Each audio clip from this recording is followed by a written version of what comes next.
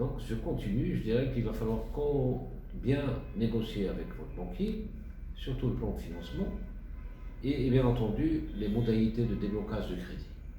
Comme vous le savez, le déblocage de crédit se fait au fur et à mesure de l'avancement des travaux et au vu des justificatifs des factures pro forma qui ont été établies auparavant.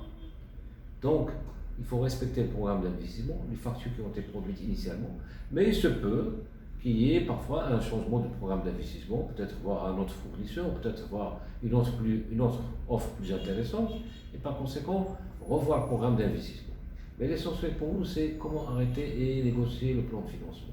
Parce que la banque va mettre en œuvre les moyens qui sont de l'ordre 70%, et là, il va falloir fixer le taux d'intérêt.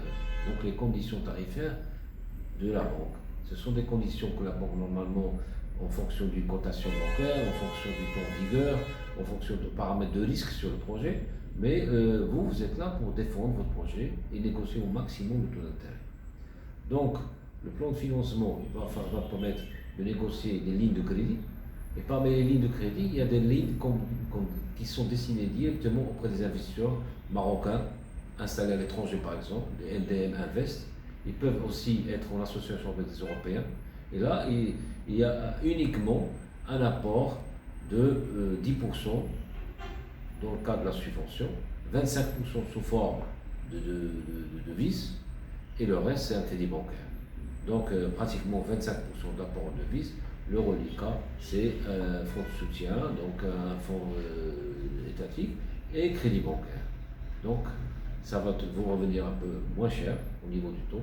Et là, il va falloir négocier les conditions tarifaires, chercher des formules de financement qui doivent être un peu motivées par le secteur, motivées par l'origine des fonds, motivées par le profil du porteur de projet, et par conséquent, on arrête un plan de financement.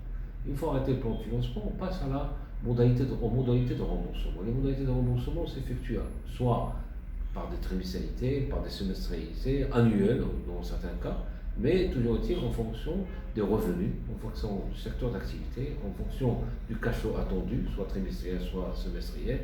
Et donc, ce sont autant de points qu'il faudrait mettre avec le banquier, en accord avec le banquier, les modalités de remboursement. Et ça, c'est un point important pour ne pas tomber dans des pièges où il n'y a pas assez de trésorerie. Donc, il va falloir fixer un échéancier convenable à votre projet, au futur encaissement du projet. Voilà, ça c'est le plan de financement, les modalités de remboursement, et bien entendu, on peut passer à une deuxième vidéo qui discute davantage sur les déblocages pratiques des fonds et mise en place des moyens en faveur des fournisseurs et en faveur des créanciers. Je vous remercie.